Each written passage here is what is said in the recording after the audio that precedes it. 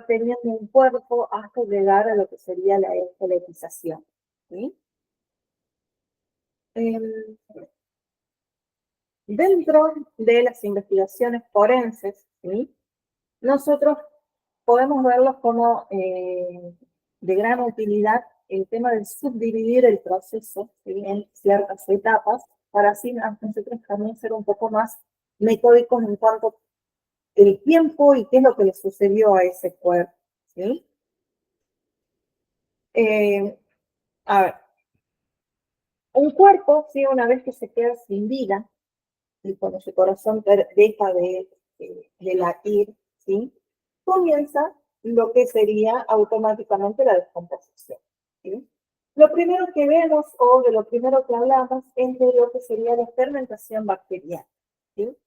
¿Qué es esa fermentación bacteriana o a qué hace referencia? Nosotros, mientras estamos con vida, ¿sí?, tenemos ciertos elementos, ¿sí?, o ciertas bacterias que trabajan dentro de nuestro cuerpo, ¿sí? Dentro de esta fermentación bacteriana, ¿sí?, eh, repito, son los primeros que generan lo que sería el proceso de putrefacción, que tiene que ver con esta descomposición dentro de lo que es el organismo, y aparecen unos gérmenes, ¿sí? Estos gérmenes pueden ser aerobios y anaerobios.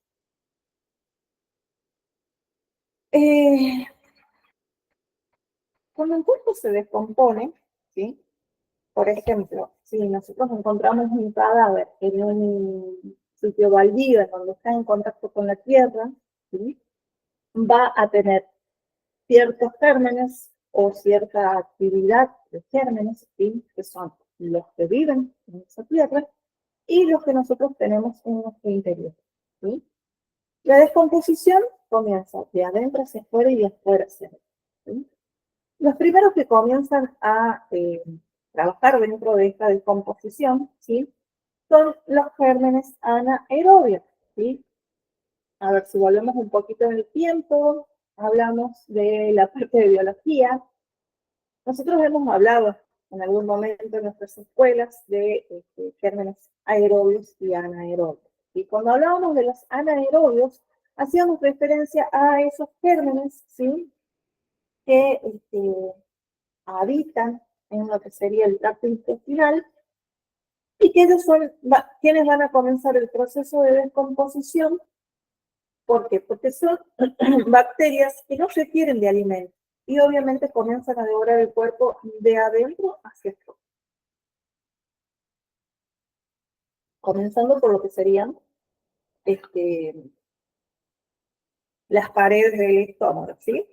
Por ejemplo, si la víctima quizás antes de morir ha ingerido una comida abundante, ¿sí?, copiosa, ¿qué es lo que pasa? Estas bacterias que se encuentran en lo que serían las paredes del estómago, se retrasa un poco esa descomposición, ¿sí?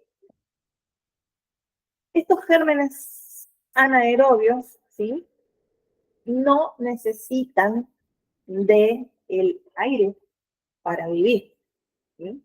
Entonces es por eso que al estar dentro de nuestro organismo, ¿sí?, ellos siguen alimentándose, digámoslo de esta forma, ya que no necesitan del aire para vivir. En cambio, los aerobios sí son microorganismos que están presentes en el aire y son los que comienzan ese proceso de descomposición de afuera hacia adentro. Estos gérmenes, ¿sí?, o estos microorganismos ingresan por lo que serían las vías respiratorias y desde ahí comienzan todo lo que sería alimentarse de los tejidos. ¿Cuáles son esas áreas predilectas por estos microorganismos para ingresar al cuerpo? Básicamente son las fosas nasales y la tráquea, que estas comienzan a descomponerse totalmente o llegan, digamos, a su punto máximo de descomposición a los 6 o 7 días de muerte, ¿sí?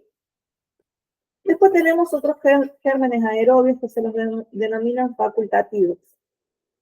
Estos son organismos especializados en romper todo lo que serían las proteínas que conforman el tejido. esta acción, ¿qué es lo que hace? Se va incrementando cuando llegan a los músculos y todo lo relacionado a los tejidos adiposos a través de algunas hendiduras naturales que pueda presentar el cuerpo, ¿sí? O quizás alguna herida o alguna escamación que pueda llegar a tener la piel, que va a ir dejando lo que serían esas estructuras internas al descubierto. Dentro de, el proceso de descomposición y de putrefacción de un cuerpo, ¿sí? Comienzan a aparecer también ciertos gases, gases como el metano, el hidrógeno, el nitrógeno, ¿sí? Son, son desechos que están dentro de lo que es el continente de las cadenas de carbono que forman las proteínas que tiene el cuerpo. ¿Qué es lo que hace? Van a comenzar a despedir un olor intenso. eh, Acá aparece el típico olor a carne podrida, ¿sí? Dentro de lo que es el ambiente de forense se los conoce como cadaverina o putresteina, ¿sí? Estos gases, ¿qué es lo que hace? Condicionan lo que sería la presencia de enfisemas que van a ir provocando ese hinchazón que nosotros podemos notar muchas veces en los cadáveres y que nos indican, ¿sí?, que el cuerpo ya está en la segunda fase de putrefacción o de descomposición, ¿sí? Nosotros también hablamos de estos cuerpos aromáticos, ¿sí?, que presentan, muchas veces hay cuerpos que presentan olores, ¿sí?, característicos y tienen que ver ya con el último estadio de lo que sería la descomposición. Acá, ¿qué es lo que pasa? Nosotros vamos a ver que se rompen lo que serían los enlaces de las proteínas y van quedando elementos orgánicos muy básicos que son los que conforman la, la vida, ¿sí? Hasta acá más o menos se me va siguiendo, se me va entendiendo. Sí, profe. Bien. Así como, no sé si recuerdan que cuando comenzábamos el curso hablábamos de factores que pueden alterar el lugar de los sexos dentro de nuestra investigación, hay factores que alteran también la putrefacción, ¿sí? Tienen que ver obviamente con el tamaño del cuerpo, quizás una persona obesa se descompone más lentamente y los niños y las personas delgadas y los ancianos, ¿sí?, se descomponen de una manera más rápida, ¿sí? Tiene que ver con que también si la víctima presentaba alguna patología, si tenía, no sé, alguna herida que pueda haber quedado expuesta y que en base a eso vayan ingresando microorganismos que vayan acelerando la putrefacción, alguna enfermedad, ¿sí?, como el cáncer u otra que vaya deteriorando los tejidos, ¿sí?, también van a acelerar lo que es el proceso de putrefacción. Los factores ambientales, ¿sí?, también ayudan en lo que sería este proceso de putrefacción. Algunos lo pueden acelerar u otros lo pueden detener, ¿sí? ¿Por qué? Porque, por ejemplo, si estamos en un lugar en donde hay o calor muy elevado o frío muy elevado, ¿sí?, ¿qué es lo que hace? Ayuda a preservar lo que serían los tejidos. Incluso hasta llegar al punto de muchas veces momificar. Acá vamos a los ejemplos clásicos, ¿sí?, que tienen que ver, por ejemplo, con las momias en Egipto, que si se los dejaba este,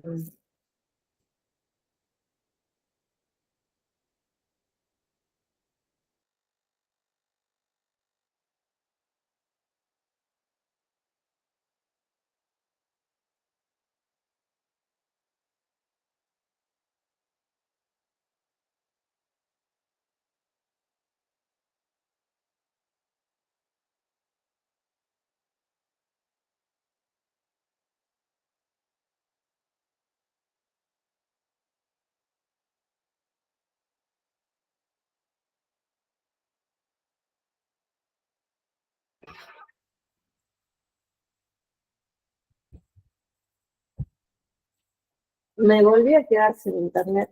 ¿Me estás escuchando, Cele? Decime qué es lo último que dije. Estaba hablando de la conservación dentro de los ambientes naturales que también influyen o no en la conservación o no de un cadáver.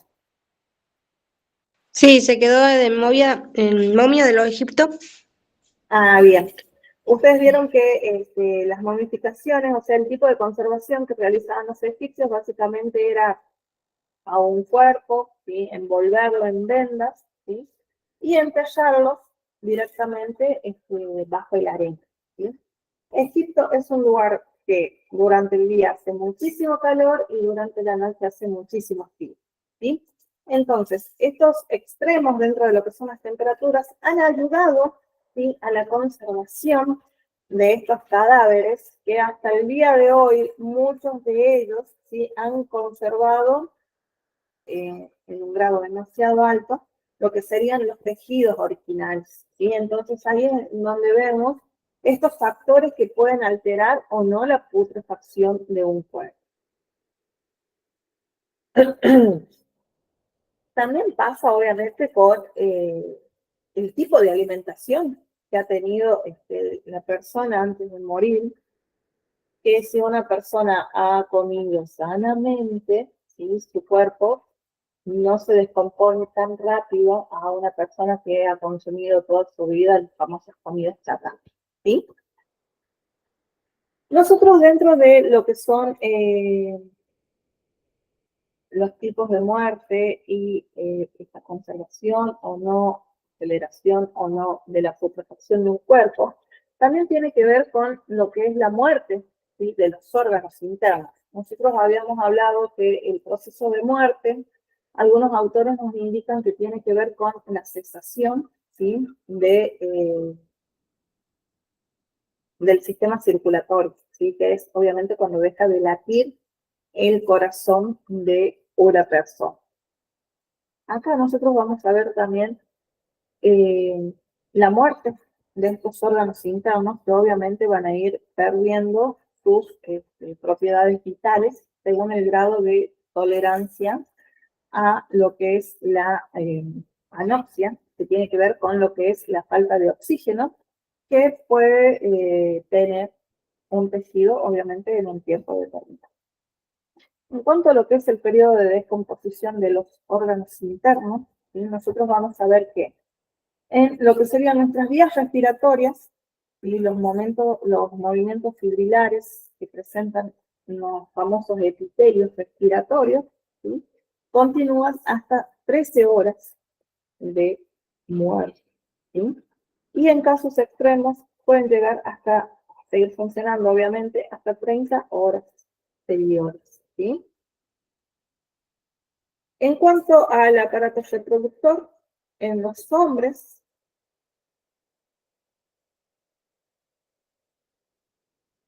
los famosos espermios, ¿sí?, que están contenidos en las vesículas seminales, siguen en movimiento hasta 34 horas después de la muerte.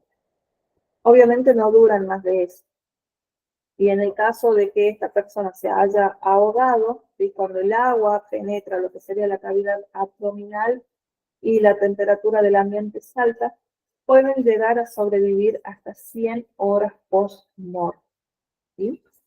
En cuanto a lo que son los músculos, esto tiene que ver con, obviamente, la excitabilidad eléctrica que reciben, que pueden llegar a durar de 2 a 6 horas después de la muerte y prácticamente concluye cuando aparece el famoso rigor mortis, que ya lo vamos a ver enseguida, que tiene que ver con, se lo conoce, perdón, como rigor mortis o rigidez cadavérica, ¿sí?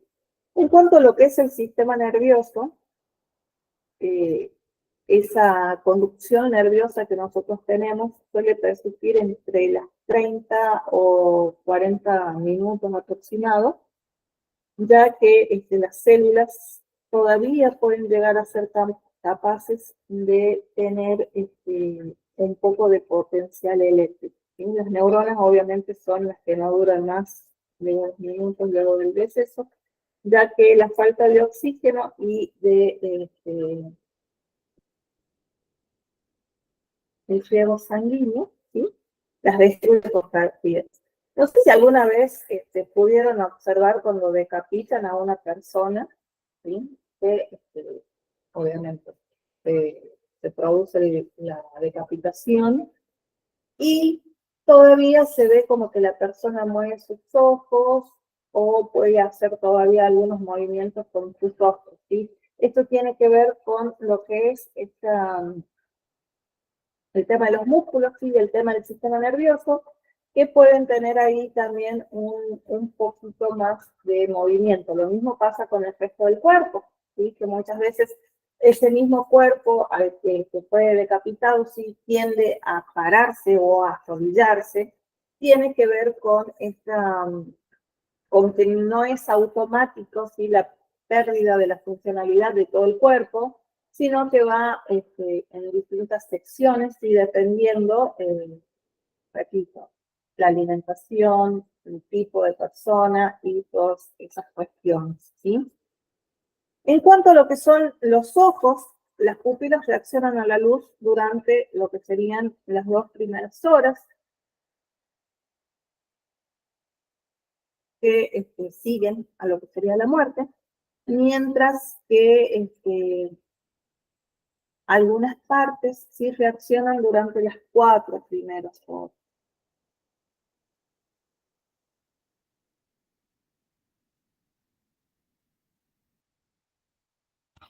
En cuanto a lo que es la sangre, ¿sí? Acá está relacionado más con lo que serían los leucocitos de la sangre, que ellos automáticamente comienzan a desintegrarse a las 5 horas. Y este proceso sí se completa a las 70 horas de muerte. En cuanto a lo que es la piel, esto ya tiene que ver con, obviamente, las glándulas sudoríparas que pueden ser excitadas hasta 30 horas después de la muerte.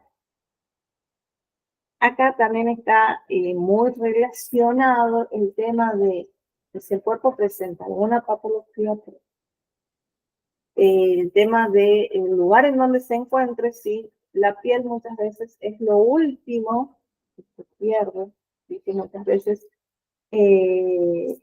podemos ver en momias, por ejemplo, que muchas de ellas conservan aún su capa de piel, ¿sí? ¿Alguna duda hasta acá? No, profe. No.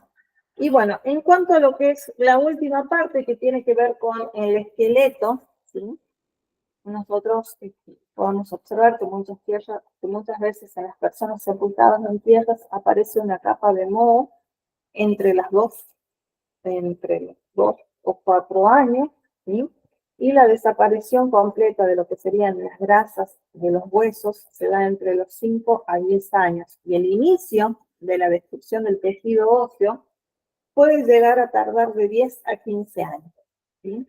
Pero ¿qué es lo que pasa acá? El esqueleto resiste más tiempo en estado quizás quebradizo y con una superficie porosa hasta los 50 años. Y obviamente el final de absolutamente todo, ¿sí? Tiene que ver con la desaparición de las partes blandas en cuerpos sepultados, en fosas en este caso. Ocurre después de lo que serían las 3 o 4 años y en sepulturas en bóvedas, ya sea de concreto, hechas de material, ¿sí? Hacia los 5 o 6 años. Esto es en cuanto a cómo comienza a desaparecer básicamente lo que sería un cuerpo, un cadáver, ¿sí? Ahora, hay ciertas características, ¿sí? Que se pueden notar en un cuerpo ya cuando lleva un tiempo determinado, como es la famosa adiposidad, ¿sí? Que tiene que ver con lo que sería la formación de como una especie de cera, ¿sí? Medio amarillo en lo que sería la capa exterior de la grasa subcutánea de un cadáver. Este muchas veces se inicia en las mejillas y en las nalgas y comienza a notarse o comienza a realizarse en los primeros 3 o 6 meses después de la muerte, y esa evolución se completa a lo que sería el año y medio en un adulto y de 6 a 7 semanas en un niño. ¿Qué es lo que hace esta adiposidad? Esa grasa, ¿sí?, que se comienza a hacer en lo que sería la parte subcutánea del cadáver, ¿sí?, puede llegar a conservarla. Pero ¿qué es lo que pasa? Tiene como una consistencia un poco pastosa, un olor demasiado rancio, ¿sí? Pero también nos puede ayudar a determinar con más certeza, ¿sí?, el tiempo que lleva ese cuerpo dentro de la putrefacción o la descomposición, ¿sí? Ahora bien, dentro de lo que es una descomposición o una putrefacción cadavérica, ¿sí?, aparece la parte entomológica, ¿sí? Esta parte entomológica o la entomología en sí está relacionada con los insectos que ayudan a lo que sería la descomposición o la protección del cuerpo, ¿sí? Muchos de estos insectos pueden llegar apenas se produce la muerte, como por ejemplo son las moscas, ¿sí?, que llegan quizás un poco antes, dentro de lo que es el periodo de agonía de ese cuerpo, ¿sí? Hay muchos de estos insectos que aparecen, pero no se alimentan del cadáver, ¿sí?, sino que usan este cuerpo como un depósito para colocar lo que serían sus huevos. Así las larvas son las que comienzan a alimentarse de un cadáver, ¿sí? Acá es en donde aparecen estos insectos, ¿sí? Y en cuanto a el depósito que se realizan de las larvas, son quienes nos ayudan a nosotros a determinar el tiempo que se lleva de fallecido ese cuerpo. Hay insectos que eligen ciertas partes del cuerpo para poder depositar lo que serían sus huevos. Las más conocidas o las que más son de fácil acceso, ¿sí?, son la comisura de los labios, las narinas, la abertura vulvar, el ano, son una de las que más escogidas, ¿sí?, para poder dejar lo que serían las larvas.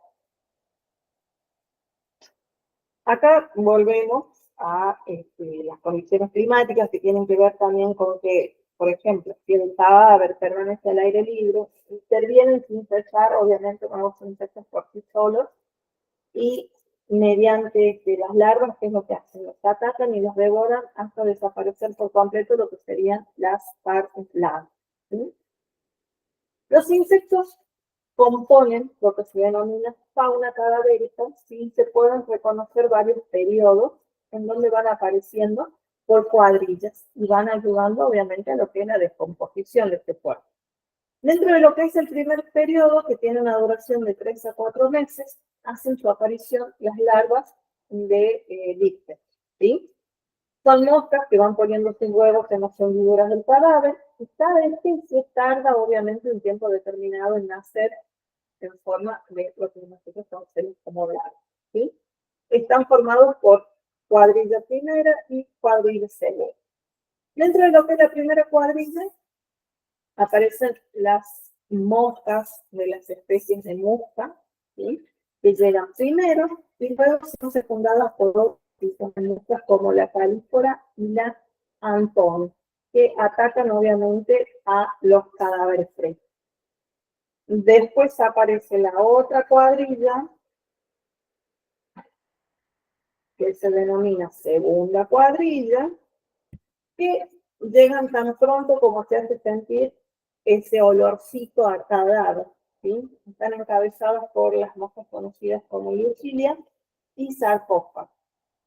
¿Qué es lo que hacen estas cuadrillas? ¿Sí? No es que aparecen de repente, sino que están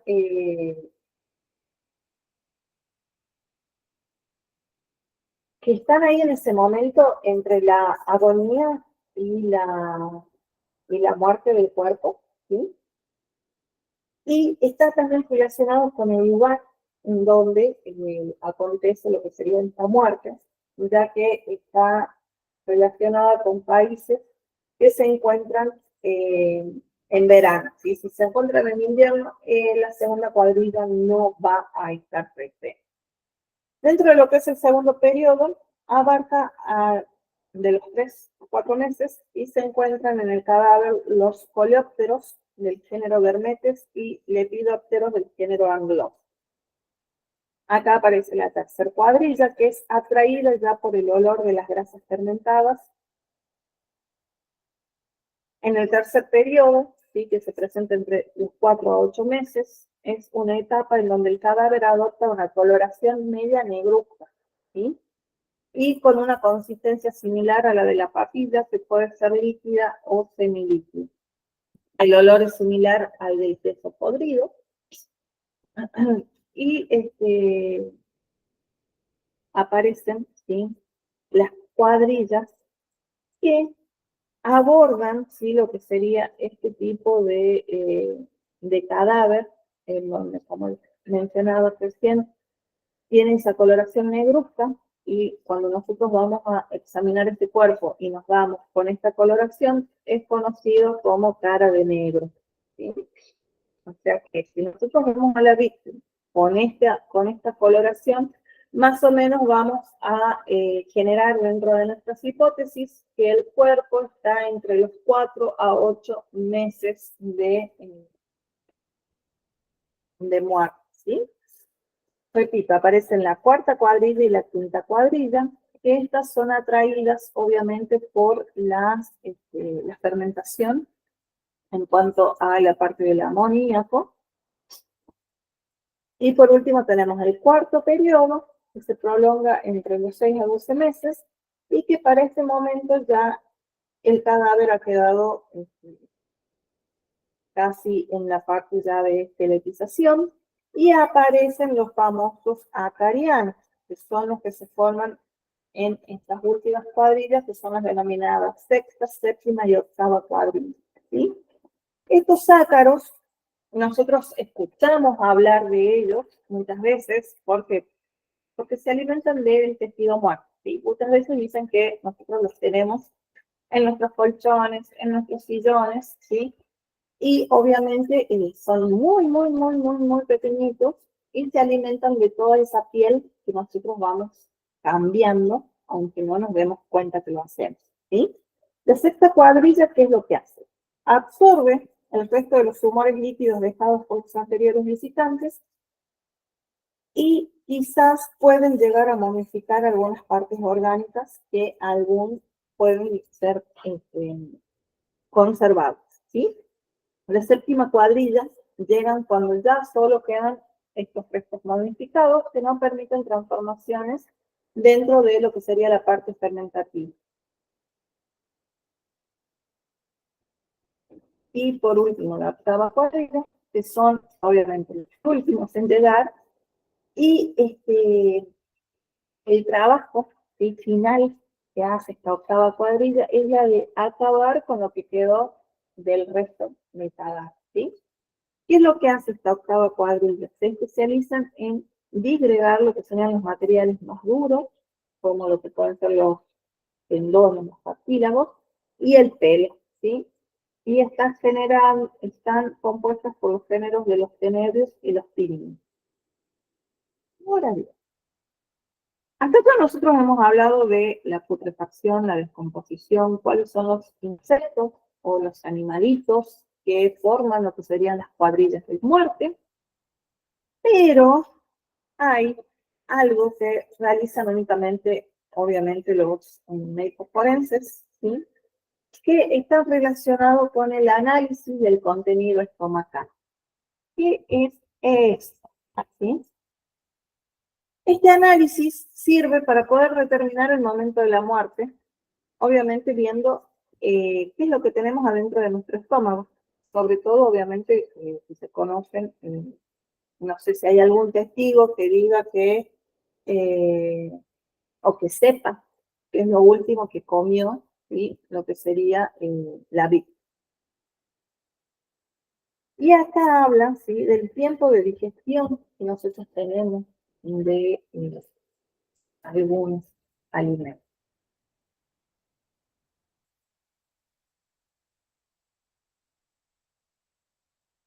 ¿Ustedes más o menos tienen nociones de eso?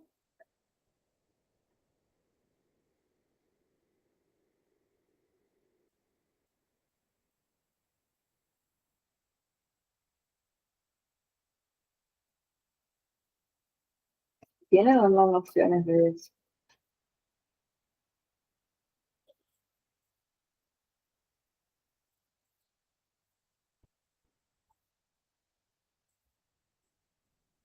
Perdón, profe, no la pude escuchar. Pregunto si es que tienen nociones del tiempo, ¿sí? Que tardan algunos alimentos en ser digeridos.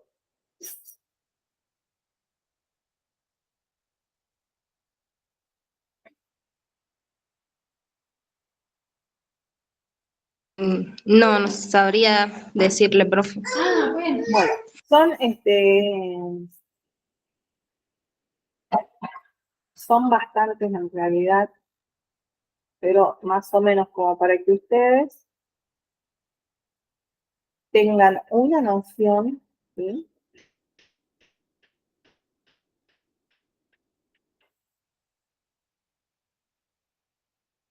Por ejemplo, el arroz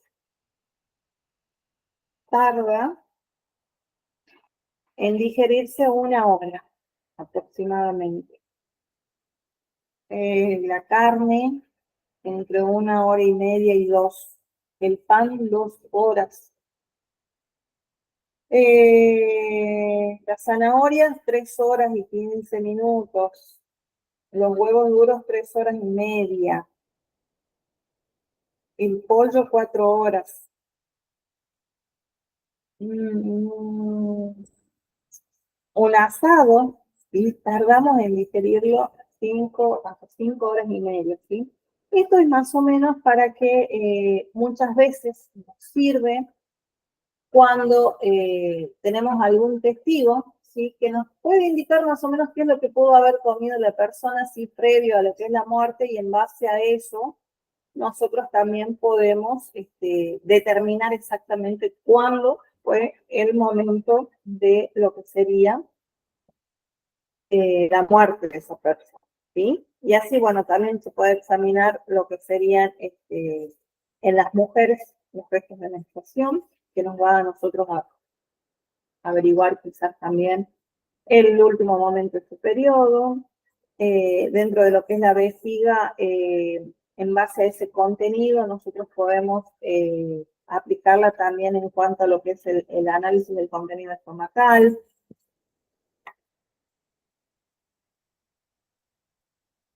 Entre, bueno, otras cositas que obviamente son cosas que las realizan las mayorías de las veces lo que serían los médicos forenses, ¿sí? Bien, ahora, necesito que para la próxima clase busquen la diferencia entre autopsia y necropsia. Y es que existe una diferencia. Y va a ser lo primero que les voy a preguntar la próxima clase. ¿Sí? ¿Alguna Perdón, duda? profe, Sí. ¿me puede repetir lo que tenemos que buscar, por favor? La diferencia entre autopsia y necropsia.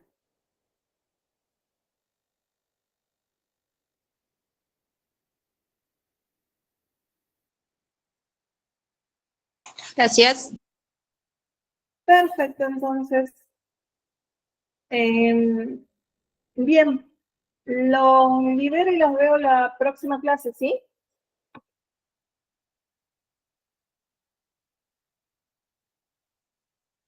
Nos vemos, Ele. Nos vemos, profe.